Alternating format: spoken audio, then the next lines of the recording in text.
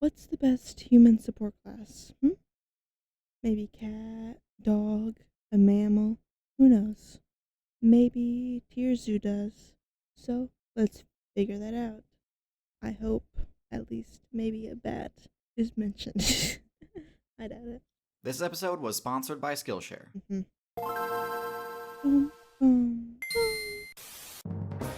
Horse.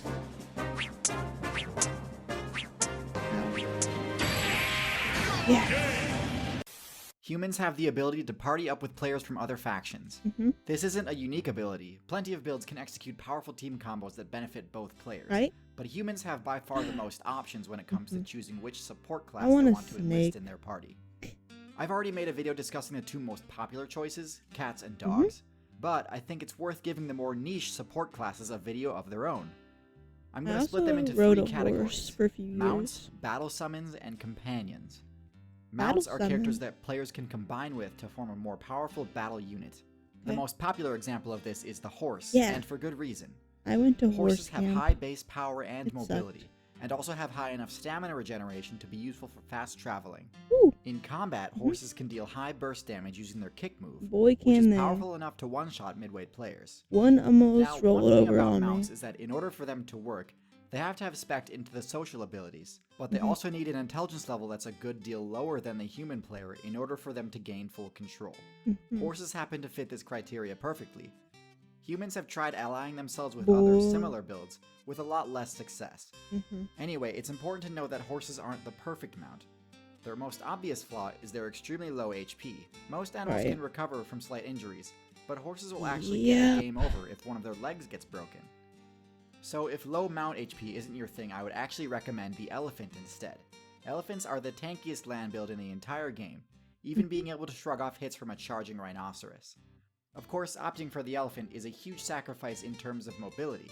Not only are they much slower, but elephants also don't have access to the move jump, meaning Aren't they they get hard also countered by any obstacles. pretty smart?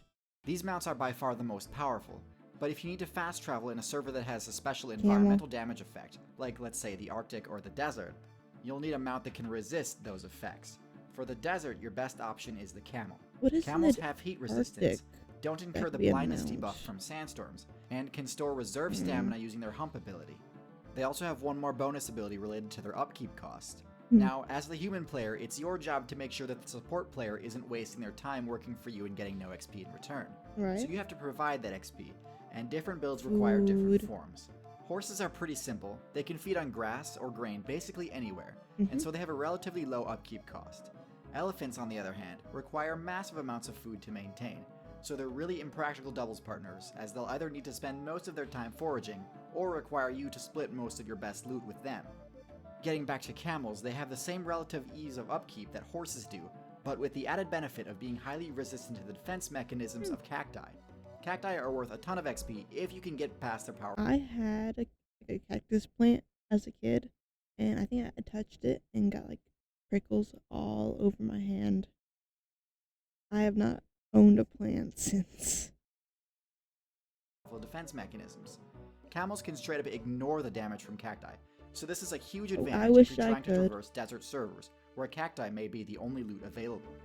Camels are also no slouch when it comes to combat, being more than capable of fending off attacks from midweight what characters was like dogs that? and rams, due both to their height advantage and their surprisingly powerful bite attack. All three of these builds A make awesome donkey? additions to your party, greatly increasing the survivability and defensive capability of your group.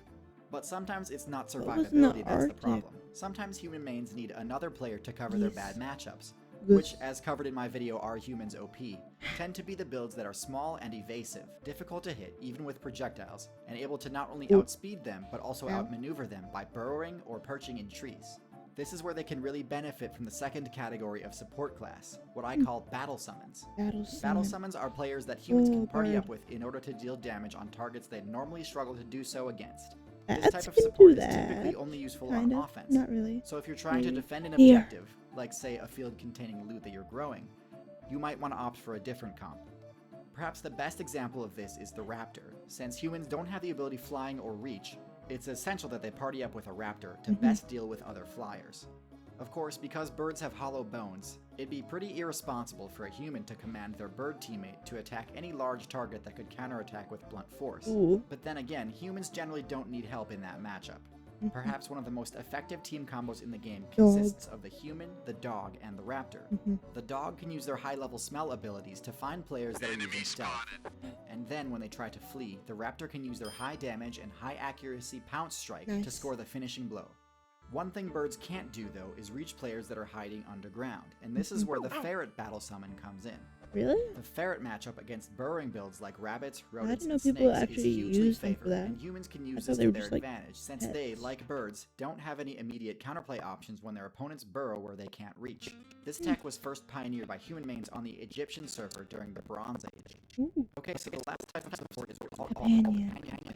This is where the definition of support begins to kind of fall Sugar apart, because glider. humans can party up with Chinchilla. basically anyone else, and at least get a slight morale boost. There are plenty of builds that make great companions, but there are a few that I'd recommend avoiding. I'm going to break these down into two categories. The first is builds which humans can't effectively support, Okay. and the second is builds which curse their party members with a charisma debuff. Hmm?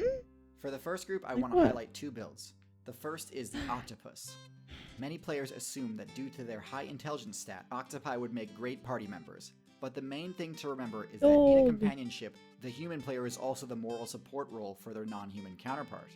The higher the intelligence level of your support player, the more attention they require. And as discussed in other videos, cephalopods are among the top intelligence builds in the game. The issue here is that because octopi and humans can't really cross over into each other's natural servers, there aren't many good options for either of them to support the other. And as a result, octopus players often try to terminate the relationship and escape the base that humans provide for them. Oh. But unfortunately, this also ends up terminating their current playthrough since they lack the lungs ability. The next build on our list also has the same issue of having too high of an intelligence stat for its own good. Parrots don't have the same issue of being unable to cross over into the human server, but they have an even higher intelligence stat than octopi, and since they're a highly social build, they require even more attention and support than octopi, actually being comparable to a low-level human player. While they do have a pretty high morale boost potential, nearly on the same level as cats, they require so much attention that humans can't effectively function as their teammates unless their skill tree has allowed them to work from home. Admittedly, this build does have an above-average presence and high scores, but I chalk that up to popularity bias. Okay, now for the second category. It's an unfortunate fact of reality that the stat bonuses that a teammate gives you aren't always desirable. And there are many which actually incur negative stat changes, especially to charisma.